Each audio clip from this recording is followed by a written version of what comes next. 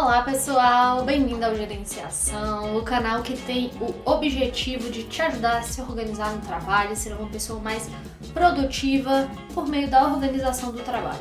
Esses dias eu postei uma pergunta lá no box do Instagram, no box de perguntas. A pergunta era a seguinte: qual é o seu maior medo no trabalho? Sua maior dificuldade, alguma coisa assim. E uma das respostas foi a autoconfiança. E aí eu até coloquei lá que eu ia fazer um vídeo sobre isso. E talvez esse vídeo ele tenha muito mais a ver comigo, com a minha experiência e a forma como eu gostaria de compartilhar tudo isso. Inclusive isso que eu tô fazendo de empreender na internet pra compartilhar. Como que eu consegui me desvencilhar do medo, que no caso é a raiz, né, do problema de não ter autoconfiança, e seguir em frente. Eu fui mãe, minha filha nasceu e foi muito bom, foi muito positivo, mas eu me perdi do que eu realmente era. E dizem que quando uma mulher ela se torna mãe, ela se desconstrói e constrói uma nova pessoa, né? Eu acredito muito nisso, mas eu acho que a minha perdida foi um pouco maior por conta de diversos problemas que eu passei na época, pelo contexto que estava a minha vida. Então eu tava terminando minha faculdade, eu tava organizando um casamento e engravidei. E aí mudou tudo, todos os planos do casamento, os planos da faculdade, de como seria e tudo, os planos da minha vida mesmo, dos sonhos que eu tinha, das coisas que eu queria fazer. Eu queria conquistar o mundo, se deixassem, porque até então eu sempre era muito decidida no que eu queria e eu sempre ia atrás de alguma forma. Quando eu entrei na faculdade, meu pai pagava minha faculdade e eu comecei a conversar com o pessoal, os colegas de turma, eu comecei a fazer faculdade à noite. E aí lá eu descobri a possibilidade de fazer um curso técnico, uma especialização mais nível médio mesmo, para poder conseguir ganhar dinheiro de alguma forma. Porque eu tinha a intenção de pagar minha faculdade, era uma coisa que eu queria. Eu sempre corri muito atrás das coisas que eu queria. Daí lá na época da faculdade, um colega meu de sala, que eu nem conhecia muito bem, o Cleiton, mas eu sou muito grata a ele, eu perdi totalmente o contato com o Cleiton. Ele me conseguiu uma vaga de menor aprendiz, porque na época eu era nova, eu tinha acho que 19 anos, e na empresa que ele trabalhava, para poder fazer o curso técnico de segurança do trabalho, no Senai, que é uma instituição muito, muito top.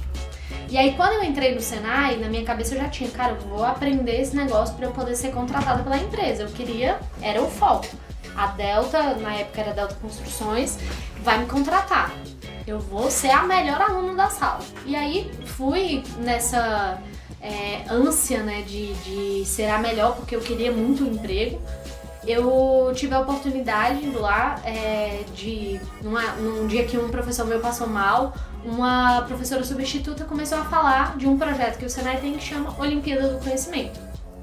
E aí com a Olimpíada, processo seletivo, eles faziam todo um treinamento pesado, o aluno não ficava mais na sala de aula, tudo, ia pra área de treinamento, enfim, todo o trâmite lá. Daí eu fiquei super interessada e fui atrás pra ver se eu conseguia, né, entrar. E aí, sei lá, por cargas d'água, deve ter sido Deus que me abençoou com isso, mas eu não podia entrar porque o processo seletivo já estava fechado. Tava quase na época das provas da final do Distrito Federal. E aí, acho que foi em janeiro de 2014, me ligam do Senai na minha casa pra eu poder ir lá se eu tinha interesse em participar da Olimpíada do Conhecimento. Então, assim, sempre eu fui atrás das coisas, sempre fui muito do meu jeito. Eu sempre fui assim. E saber o que quer, sempre fui determinada pelo que eu queria. Eu fui fazer engenharia, meu pai e minha mãe, sempre fiquei de recuperação em matemática e não estudava, não gostava de estudar na escola, uma péssima aluna, inclusive. Aí quando eu falei que ia fazer engenharia, eles falaram, não, melhor você fazer outra coisa, muita matemática e tal. Depois eu fui lá e tirava só nota boa nas provas. Minha mãe, indignada, uma vez falou comigo, você enganava a gente, né, que você não estudava.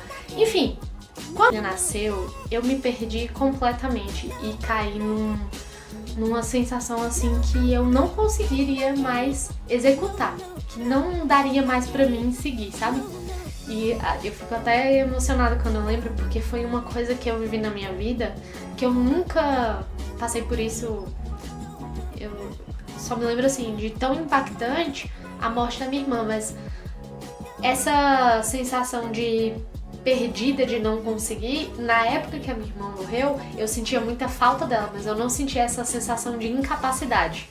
E de 2016 até 2019, eu vim passando por esse conflito, toda essa turbulência, sabe, na minha vida, essa bagunça na minha mente, e eu tinha muito medo. Eu fiz a minha faculdade, terminei, eu continuei, na época que eu terminei a Olimpíada, eu passei num concurso público, estudava muito pra isso, só que eu tinha muitos sonhos, muitas coisas que eu queria fazer, eu tinha muita vontade de ir pra fora do país e morar 2 anos fora, é um sonho que eu ainda tenho, ainda hoje. Eu tinha vontade de abrir um negócio e aí eu comecei a entrar em um monte de furada, de coisa que eu não ia me dedicar. Não que os negócios fossem furados, mas pra mim naquele momento eu tinha medo. Eu começava e aí ia bem e aí daqui a pouco eu não dava conta de dar prosseguimento, aí eu abandonava e às vezes não, quase todas as vezes foi uma grana, um dinheirão perdido e só me frustrava mais. Cada vez que eu tentava fazer um empreendimento, porque eu sempre quis empreender de alguma forma. E quando eu começava e aquilo tudo fracassava, eu não dava conta, eu colocava as limitações em mim mesma. Às vezes tinha as próprias limitações, né, por ter uma criança pequena em casa, por ter toda uma casa, uma logística, os períodos, né, que quando você é casado você tem que ter uma conciliação de horário, das coisas que vão ser feitas. Não é prisão, é conversa, é diferente do que se diz por aí. Mas enfim, eu entrei nesse ciclo e eu me sentia muito desesperançosa, que eu não ia dar conta. E um dia, aleatoriamente, conversando com uma amiga minha, falando sobre casamento, ela já tinha até casado também, ela falou assim, eu não sei como você conseguiu. Você finalizou sua faculdade de engenharia, você casou na época do TCC, você teve sua filha na época do TCC e quando ela estava recém-nascida você estava fazendo o finalzinho da sua faculdade. Foi o último semestre, acho que minha filha, quando eu finalizei a faculdade, ela estava com 1 ano. Então o ano mais tenso da minha faculdade foi o primeiro ano da minha filha. Inclusive, quem ficava à noite com ela não era eu trabalhava, depois que ela fez 7 meses eu voltei pro trabalho, e aí ela ficava o dia inteiro com a minha mãe, e à noite ela ficava com meu esposo, então eu só via ela praticamente de madrugada, e eu voltava em casa no horário do almoço, porque senão eu não ia ver ela. Então muita coisa eu perdi da infância dela, do primeiro ano. O dia que essa minha amiga falou pra mim, eu não sei como você conseguiu fazer tudo isso, porque casamento é um desgaste emocional muito grande, envolve uma série de questões. O nascimento de um bebê também é um desgaste emocional muito grande, apesar de ter toda a sua beleza, né? Ter todo aquele momento da chegada de uma criança. Você, mulher, você, homem, que é o pai e a mãe, tá se transformando totalmente, né, em outra pessoa. Tá adaptando a vida. Eu nunca tinha tido um bebê que era 100% dependente de mim, então, às vezes, recém-nascida, quando ela engasgava, não sei se vocês têm filhos, mas eu desesperava, eu ficava sem saber o que fazer, dava um medo daquela criatura morrer, tipo, e ela quase morreu na época de nascimento, teve isso. Assim, eu ficava muito, muito desesperada com algumas coisas, é uma mudança completa na vida. Essa simples fala dessa pessoa me fez virar uma chave na minha mente. Cara, se eu conseguir fazer isso, eu consigo fazer qualquer outra coisa. Eu sei que nesse empreendimento que eu tô começando agora, eu tô só no começo. Todos os outros eu sempre fui muito afoita, sempre quis, muito intensa. Tudo, na verdade, que eu sempre fiz na minha vida, sempre foi no começo muito intenso, muito rápido, querendo fazer. Esse aqui foi totalmente diferente, porque eu percebi que antes de tudo, eu precisava eliminar o meu medo. O meu medo de ser aceita, o meu medo de fazer errado, o meu medo de não me encaixar, das pessoas me olharem, porque na época da minha gravidez eu fui muito julgada por muitas pessoas por conta do contexto da minha vida, do contexto religioso que eu estava. Então, assim, eu entrei numa bolha interna de medo mesmo, de como seria a reação das pessoas em relação a mim. E daí vem, eu sou uma mulher, eu sou nova, formada em engenharia civil. Eu passei num concurso para uma empresa de engenharia ferroviária, a Valec, e a maioria das pessoas que trabalhavam comigo eram homens. Eu fiquei 1 ano trabalhando numa sala com 4 homens e foi o ano que eu vi mais besteira na minha vida. A minha realidade era o quê? Masculina. Como que eu era tratada?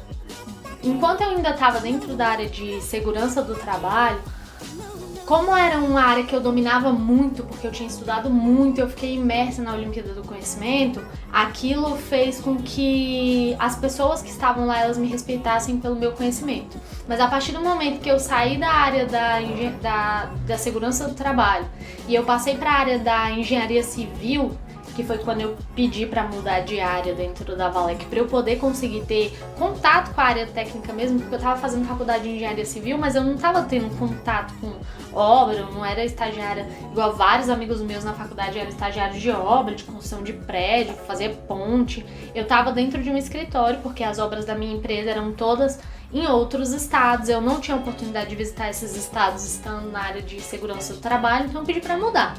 Uma mudança, sabe, bem complexa, porque quando eu mudei, me colocaram para executar só atividades administrativas, então eles começaram a me ver como uma secretária.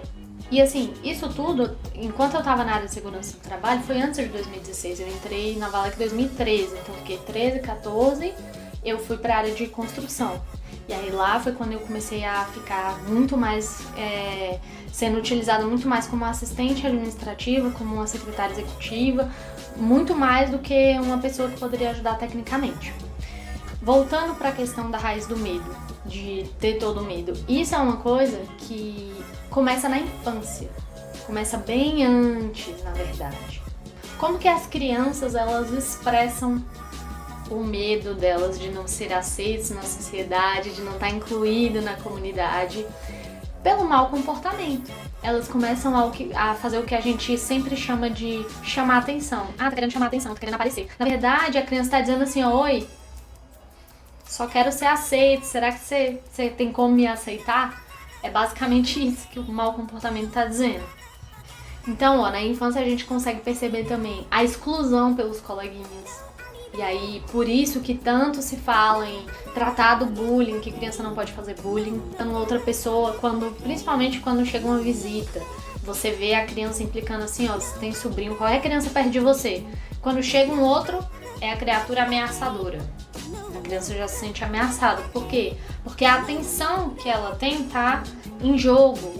Ela tem medo de perder isso, de perder a atenção, de não ser aceita, daquela criança não querer brincar com ela. Então, às vezes, a atitude é ficar na defensiva. Isso quem falou não foi eu.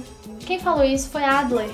Essa é a teoria de Adler, muito tratado em disciplina positiva. Eu tô falando disso agora por quê? Porque eu tenho estudado isso para mudar totalmente o meu comportamento com a minha filha.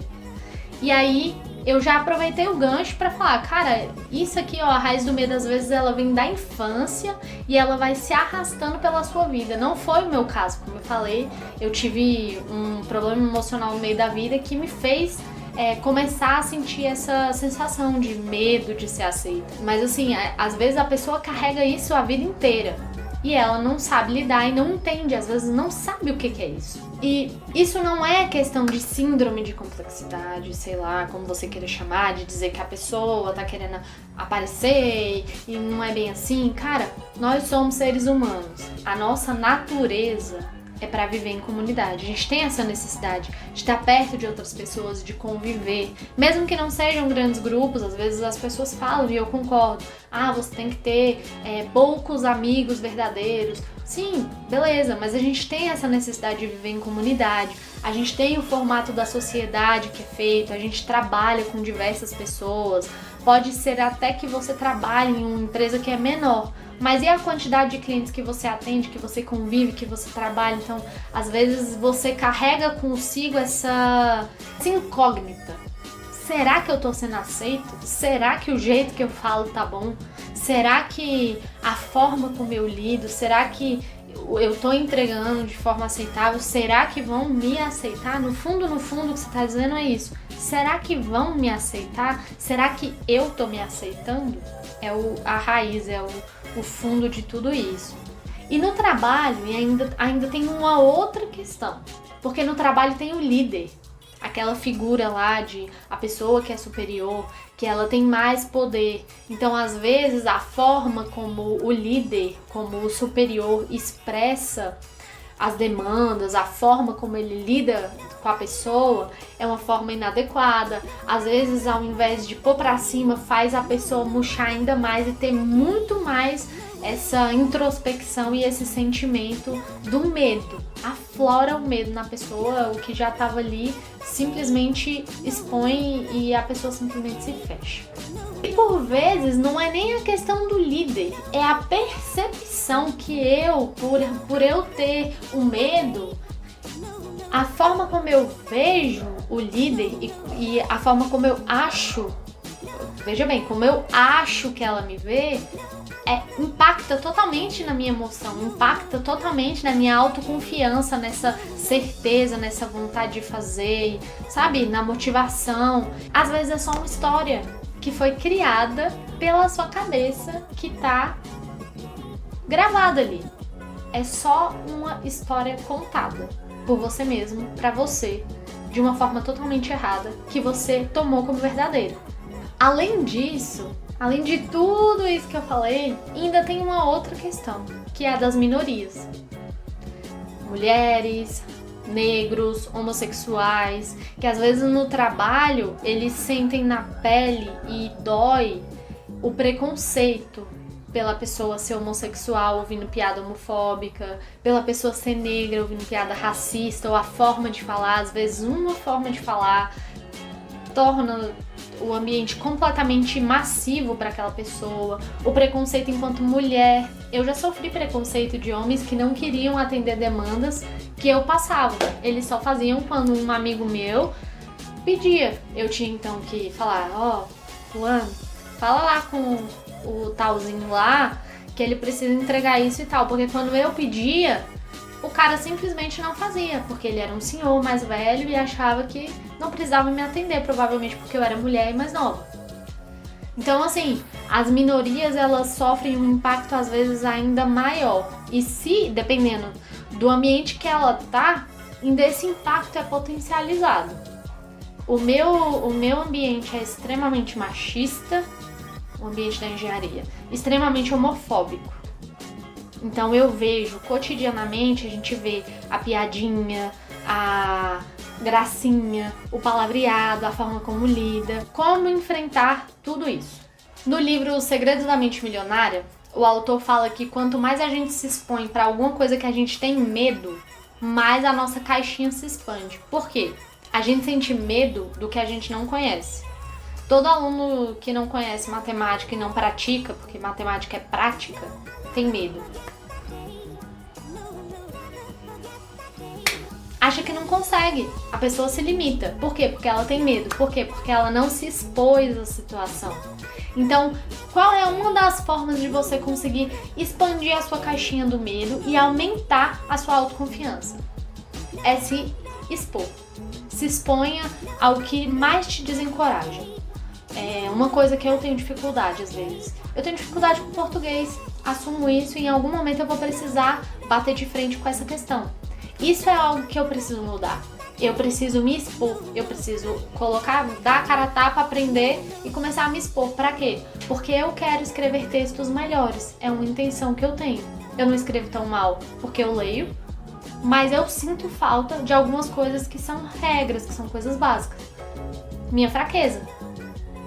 Não tem problema nenhum. Eu sei que eu preciso melhorar isso. Outro exemplo, eu tinha muito medo de chegar na sala de um chefe falando de alguma coisa que ele precisava fazer. Nossa, mas eu tinha muito medo disso. E um dos meus superiores, ele foi excelente para me ajudar a superar esse medo, porque ele me obrigava a ir. Ele sempre falava, sempre que você tiver alguma coisa, você vem aqui e me fala. Sempre que você tiver... Aí eu fui percebendo que eu Tem as formas de lidar com as personalidades das pessoas e tudo, mas assim, basicamente, você chega e fala, você chega e conversa, mas eu tinha medo disso, era uma coisa minha. Não importa o que você queira aprender pra você ter mais autoconfiança no que você faz. Por exemplo, agora eu tô aprendendo a andar de mountain bike e tá muito tenso. Cada fim de semana é um roxo na perna. Eu já sei que eu vou voltar com roxo na perna e vou voltar toda dolorida, acabada, destruída. Sem meias palavras, é difícil, mas eu tô me expondo. Quanto mais eu for, mais resistência eu pego. Isso é físico. Quanto mais eu me exponho a uma questão emocional que eu tenho um bloqueio, mais rápido eu vou expandir minha caixinha emocional e eu vou ter menos medo de fazer isso. Basicamente se exponha, vai atrás, fala. Se você tem medo de falar em público, começa a falar em público para as pessoas. Sei lá, você tem medo de... Você é louco pra começar a ser influenciador na internet porque, sei lá, você quer mudar o mundo. Eu quero muito mudar o mercado de trabalho, como ele funciona. As pessoas trabalham por osmose, porque viram fazer, porque o fulano deixou e ele sempre fez assim. Mas esse não é o certo. O certo é trabalhar organizado e pensar no que você faz. O meu objetivo de mudança é isso, é mostrar para as pessoas que elas têm capacidade de mudar, nem que seja o bloquinho aqui, ó, onde elas se encontram, só o meu quadradinho aqui. Esse é o meu objetivo e por isso que eu comecei a empreender na internet. Então o que eu comecei a fazer? Eu comecei a gravar vídeo. O primeiro ficou horrível. Esse aqui tá um pouco melhor.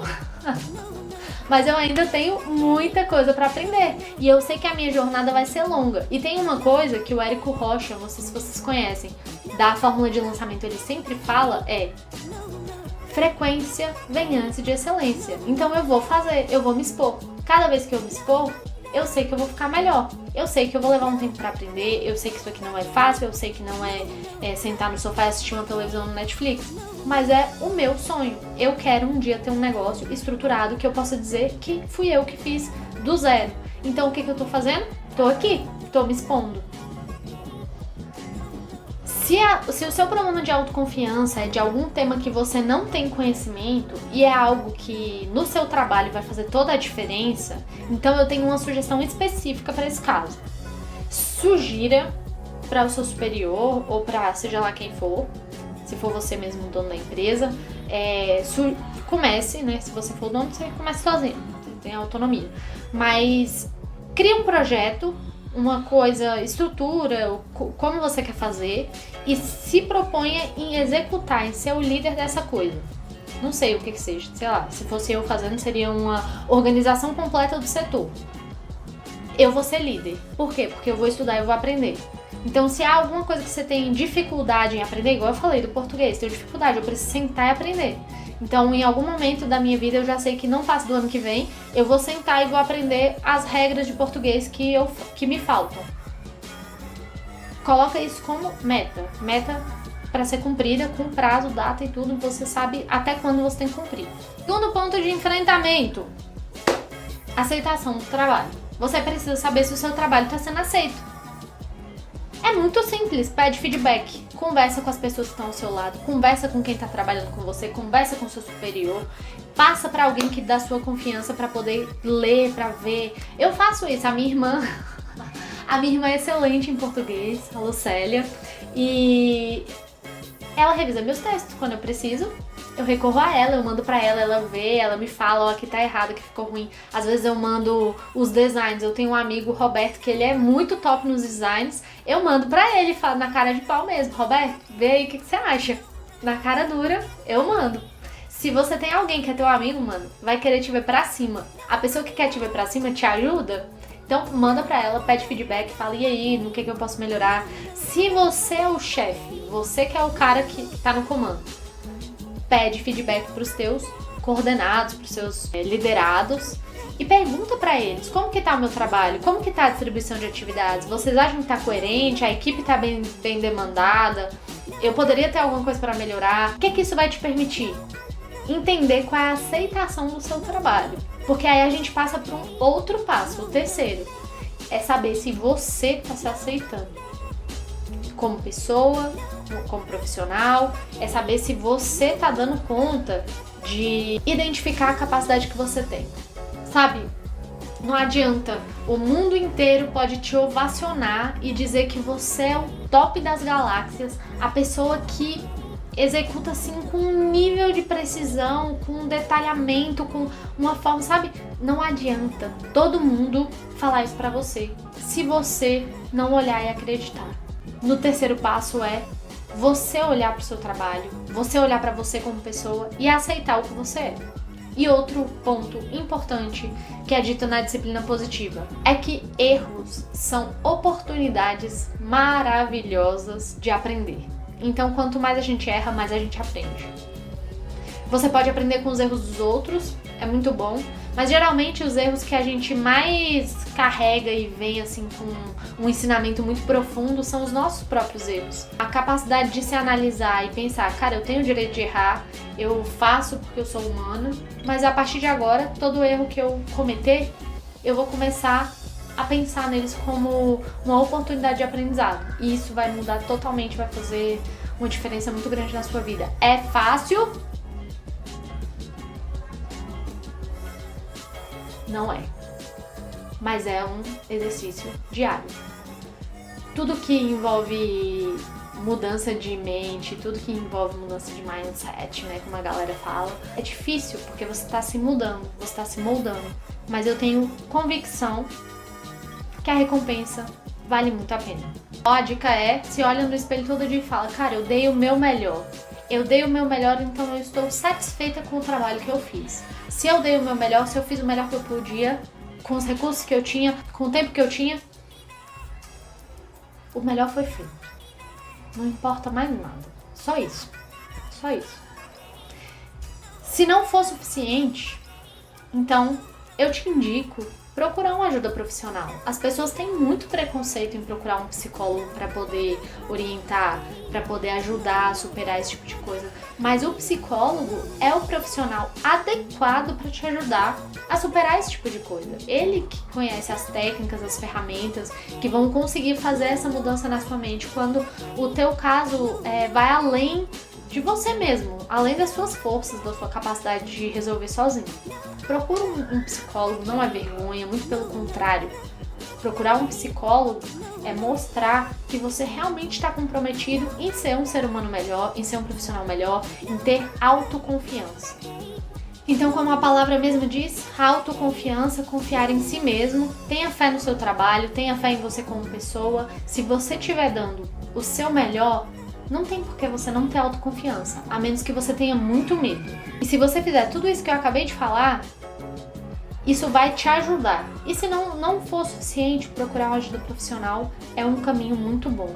Mas tenha certeza, se você tiver fé no seu trabalho, você pode fazer o que você quiser. O que você quiser.